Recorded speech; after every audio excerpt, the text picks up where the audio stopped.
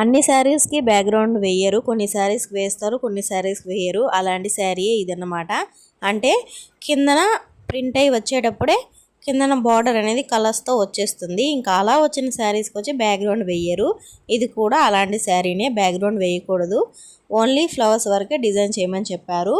ఇంకా మిడిల్ పార్ట్లో డిజైన్ చేశాను. ఇది వచ్చి పళ్ళు అన్నమాట.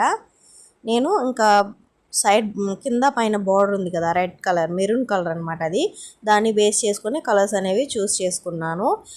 ఇది మిడిల్ పార్ట్ అనమాట. అది పళ్ళు, ఫస్ట్ చూపించిన పళ్ళు. ఇది మిడిల్ పార్ట్.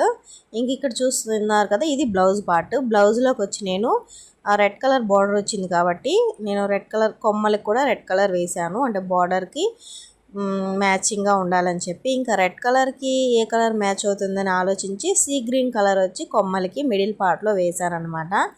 ఇది ఇలా డిజైన్ చేశాను. ఇది మన ఇష్టం అండి. కలంకారీ హ్యాండ్ ప్రింటింగ్ చేత్తో వేస్తారు కాబట్టి ఎవరి మైండ్ సెట్ ఎలా ఉంటుందో, ఎవరికి ఎలాంటి డిజైన్స్ మైండ్లో ఉంటాయో అలాంటి కలర్స్ వేస్తారనమాట. ఇలాగే వేయాలని ఏం రూల్ లేదు, కానీ బాగుండాలి.